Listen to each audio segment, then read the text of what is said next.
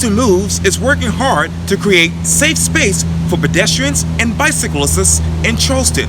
Today, I talk one-on-one with the executive director of Charleston Moves, Katie Zimmerman, for this edition of Quintin's Close-Ups. And if you haven't already, subscribe to my YouTube channel and like Quintin's Close-Ups on Facebook. Katie Zimmerman, welcome back to Quintin's Close-Ups. Thanks for having me. You're very welcome. Obviously, you're the executive director of Charleston Moves, and you all are trying to really improve, bicycle and pedestrian, safety here in Charleston. And I hope I'm saying that right. But let me ask you this: define Katie Zimmerman these days amidst COVID. There is so much happening. I mean, I think all of us are obviously affected by this change in how we're, spending our days. And then, there is so much attention finally, which is wonderful, on civil rights and equity. And then of course we've got, elections coming up.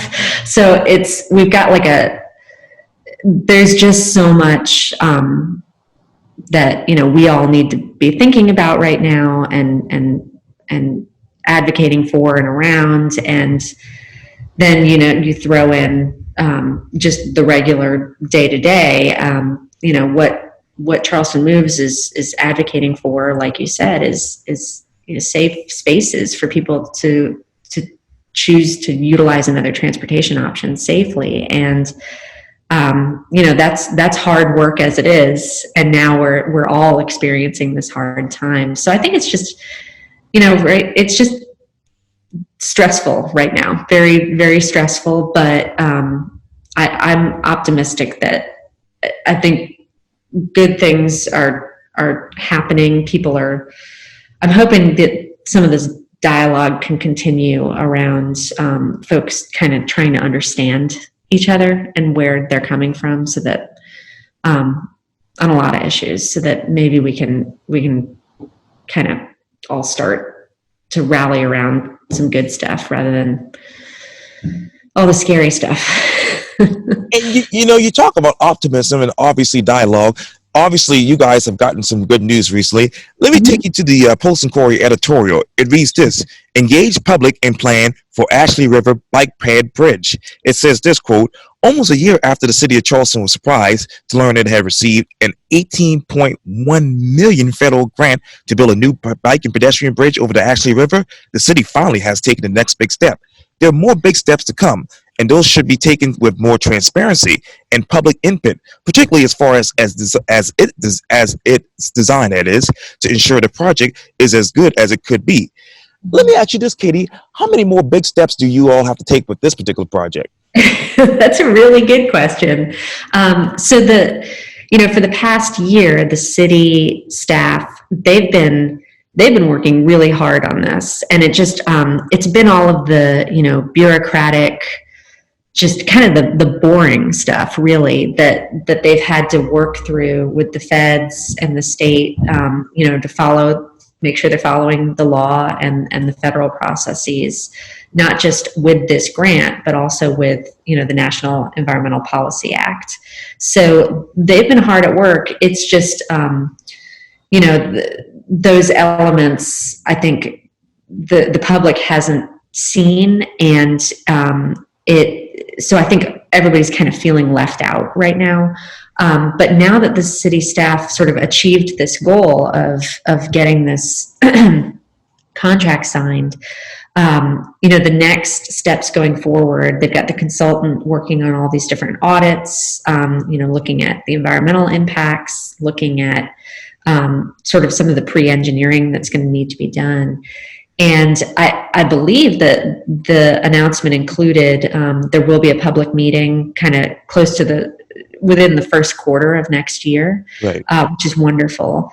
Bringing the public up to speed. I think that's a huge milestone, frankly, because I know a lot of people want to weigh in on this and want to be involved because there is so much excitement around it. So that'll be a really big one in the new year. And then, they'll get to the point later next year where they officially sign this agreement with the feds. And that will include, all of the work that they've done up until that point. So that'll be another big milestone. And then from there, the biggie will come. And I don't know the timing on that. I'm just guessing based on what information I have.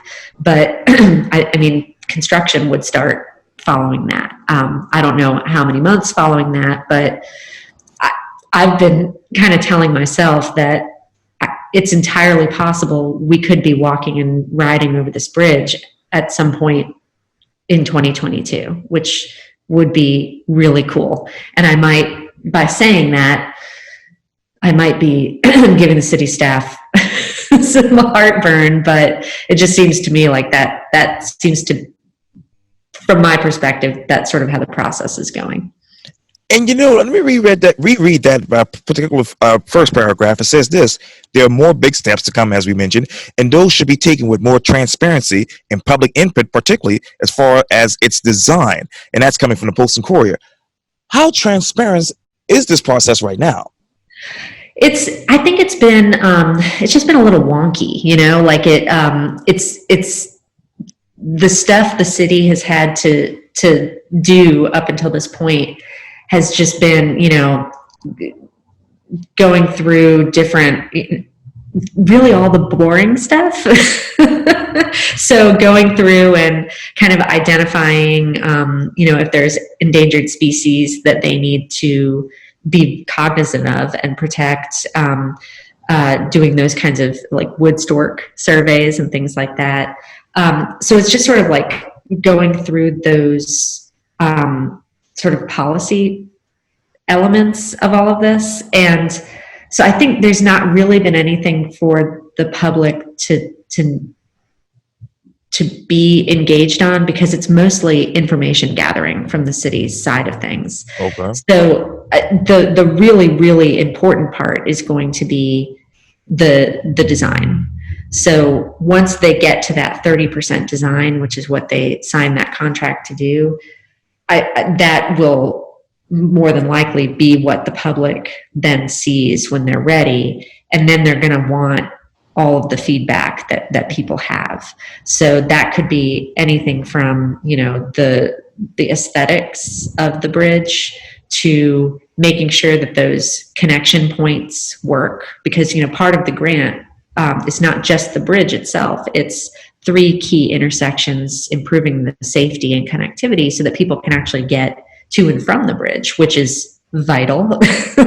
So I think those design and connectivity elements are going to be where the public weighs in, and frankly the most important parts. That's what the community is going to want to weigh in on. And what are those 3 key intersections right now? They are the intersection of the West Ashley Greenway and Wapu Road, and then the intersection of the West Ashley Greenway and Folly Road, which is such a wonky spot right now, and then the intersection of B and Lockwood. Oh yes, indeed. Yeah. And City Council voted Tuesday to approve a $2 million dollar deal, that is, with HDR Engineering for design building contract support. Fortunately, according to the Post and Courier, this is a sign of progress. Unfortunately, an actual design build contract for the project, currently projected at $22 million, probably won't be placed on the council members' desk until sometime later next year. September 2021 is the deadline, according to the Post and Courier. Have you been able to look at this design build contract? I haven't. There was, the summary in the agenda packet. So, I haven't seen all of the elements of it, but it's basically, it includes, Michaela Porter did a really good job of kind of listing out the specific details of what HDR is tasked with achieving. So, and I think the other examples of like a 30% design, right now, one of the projects that comes to mind is the intersection of Riverland and Central Park, that project that's been obviously needs to be worked out, but they have proceeded with a 30% design. So those renderings folks have seen, that's the results of a 30% design assignment. So what I expect to see when this is in front of the public, when HDR finishes what they're doing, we'll see some really good renderings. We'll see the basic details of where this thing is going to connect and what the width of things hopefully will be. And then also the background environmental audits and engineering audits that need to be done as required by the feds. But the other thing about that, that September deadline for next year, that is part of so this grant that they got is the build grant, and that is part of the build grant requirements. So they have to meet that deadline. So I've seen some back and forth on social media about, oh yeah, and then, the bridge won't be built for 20 years. But the city is required to get this done as quickly as possible under these grant requirements. So they're trucking along. And the editorial from the Post and Courier also writes this, quote, even this contract won't be awarded until the FHWA sends a letter with its okay and the city has funding that Charleston County has agreed to. Where's the funding from Charleston County? The county set aside, and I don't remember how many years ago they did this. I think it's been 3 years now. They set aside part of the match that was required to apply for the grant.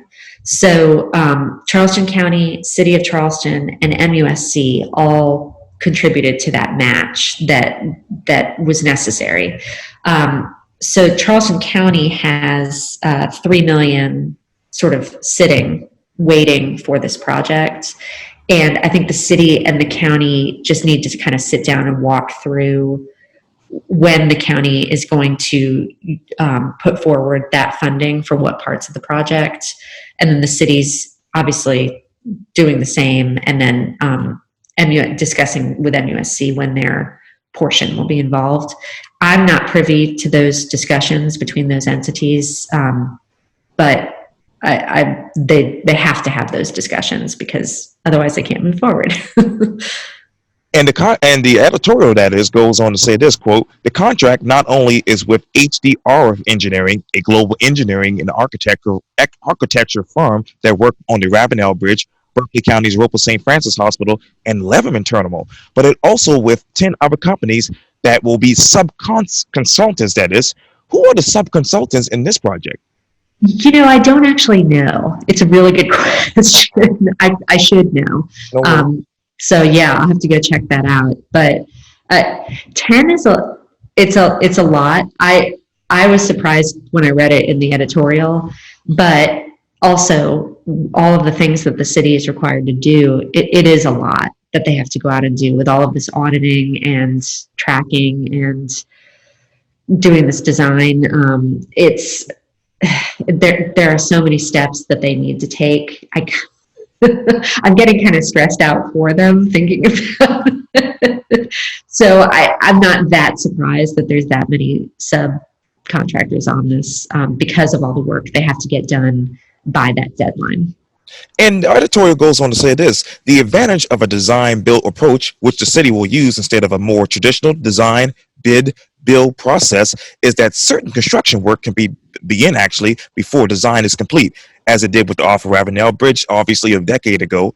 In the next year, HDR will do aerial mapping, traffic studies, and environmental studies, and create a structural design according to the Post and Courier's Michaela Porter. A more detailed schedule is expected by January, and a public information meeting is set for April, as you mentioned. Does the design-build approach takes less time and costs less for the city? I don't know if it costs less because I think that is really dependent on what the design ends up looking like. But I do know that it takes less time. So, and that's really the most helpful aspect of that. I could see where it would cost less just because when you do take less time, construction costs it seems like they're constantly going up. So I would assume that taking less time also translates to saving some money in that way.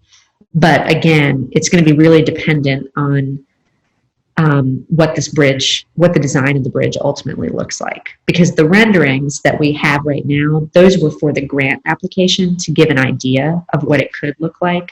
But that might not necessarily be what this bridge looks like. And you obviously talked a lot about the studies. This might be a tough question. I don't know if you're able to even do this. The pop quiz. Yeah. But what traffic and environmental studies have you been able to do independently for Charleston Moves? We have, we've not. We don't have any environmental studies on this. I mean, you know, my background before I was with Charleston Moves, you know, I got pretty involved with wetlands permitting and that kind of thing. But we don't have any of that data on our own. Traffic studies, you know,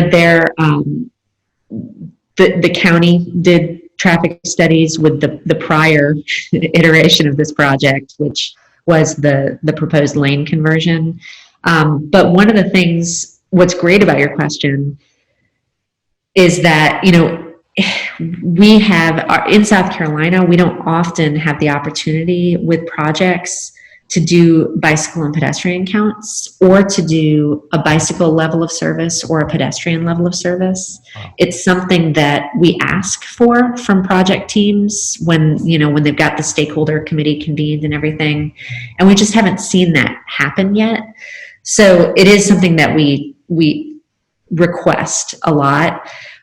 What I would love to see, and I don't know, we have to figure out how to make this happen, but to get a very visible bike ped counter on the bridge once it's constructed, so that it's very clear, you know, how many people are going to be using this thing. Because I think it's going to be crowded, frankly. I think there's going to be a lot of people using it for a lot of different types of trips. And it would be good to know, as an example, sort of for all of the other bridges that need to be addressed, how popular this ultimately is with some actual data. One of the things that we had talked about doing for a long time is going out and getting bike ped counts for the existing bridges, just as a comparison. Cool. And we've still been discussing that. We haven't actually done it yet. What a lot of the discussions were around, people, you know, taking surveys and things to talk about if they had a safe way to cross, they would choose to. So it's where some of the bike ped, the counts of who's going over it right now, it would be a little bit difficult because people don't feel safe. They're crossing it at a lot of different hours of the day. Like, I'm not sure that there is a peak bike ped hour to count for the bridge. I'm on it all hours of the day and night, and it's always being used when I'm also biking across it. So we've kind of struggled to figure out when the best time would be to collect that preliminary count, to be able to compare it to then, once the safe bridge is built, how many more people are using it. So that was a really long way of saying we don't have data right now, but listing out the data that I want, and not just for this project, but I have a lot of data asks. Yes, indeed. And yeah. I skipped over this part of the editorial, but it reads this: the delay raises a question of whether the $22 million will be enough, as construction prices rarely drop, and whether a higher price tag combined with the pandemic-related budget pains will create further delay. What are the current construction prices, and what are the budget pains throughout this coronavirus outbreak? Yeah, well, so I've been listening in on the city's ad hoc budget committee meetings, and I don't envy our city council trying to make those budgetary decisions. I think they had estimated that it was hovering around a $40 million deficit for this year. And Councilmember Appel did a good job. I watched his interview with you, and he laid out what that kind of was causing problems with. And I know across the board, all of the departments have had to cut their budgets by a specific percentage. So the city is like all of our local governments, they are having to really be tight with their budget, and they usually are. The city's CFO, she's amazing. She is just on it. She's constantly digging at those numbers and trying to offer up solutions for the council. And I'm just always impressed when I hear her explaining things to council. So I think it's probably a great thing that the city of Charleston has her. So I don't get a sense, and I haven't gotten a sense with these discussions that the Ashley River Bridge would be affected by the city's budget as currently planned. I don't know how things might be affected going forward. We've talked about just sort of throwing around different conversations since the grant was announced that it was awarded. There has been that discussion around, well, if construction prices go up, whatever, are we going to have enough money to do this? And I've just sort of, as of right now, it seems to me that things are good based on the information I'm being given. But I think we do have to kind of in the back of our minds be prepared to perhaps there will be a little bit of funding gaps if construction prices rise, and we can figure that out. There's I think there are philanthropists out there who maybe would be willing to help with that, or other funding sources that maybe we can look into. But I think that's one of those things to be cognizant of, but I don't think we need to. I'm not concerned about that part right now. And you talk about funding sources. Are there any funding sources for the Crossgrove Bridge? So not yet, but I'm so glad you asked about it, because I'm just so excited about the progress that's being made with that. So the consultant who's going to be doing the study for that, and I know people are so sick of studies, but we really needed the study for that bridge, because we didn't have the answer on what safe bike ped access can actually be, like what the final answer is on that for the North Bridge, Cosgrove Bridge. Right. So the study that the consultant is getting started on now, that was funded by Charleston County this year, is looking at what is that solution. So, weighing it, going into how much weight can the existing bridge handle, and we're all guessing probably not a lot, if any. Where if the solution is a separate bike ped bridge, where would it touch down on either side? How high would it have to be, or would it have to be a drawbridge? Is there the ability to instead attach something to the pilings? What would that look like? So he's going to be kind of digging into what is the solution on that? What is the design solution that is feasible? And probably come up with a few renderings as well, so that we can all kind of get an idea of what that could look like. And once he completes that study, which I think probably will be done this year, and we're going to be helping with outreach on that to make sure, because people are going to also want to weigh in on what he's proposing. And so we're going to need a lot of folks to weigh in, especially people who are currently having to bike over that bridge. They know more intimately than anybody else what they need to be safe. So the funding exists for the study itself, which is so important. And then once that's done, then we'll all have this finished product that we can rally around and start to figure out, okay, here's the plan, here's what needs to get done. How much money do we need to do this, and who can we start tapping for funding? So is that another federal grant? Is that, all of the different municipalities starting to set aside little bits of money to build up? Is there a public-private partnership that we can look at?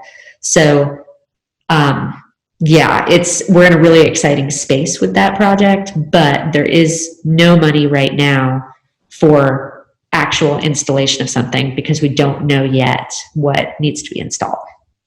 Katie Zimmerman, thank you so much for your time. And again, welcome back to Quintin's Close-Ups. Thank you so much. It was good to see you. Likewise.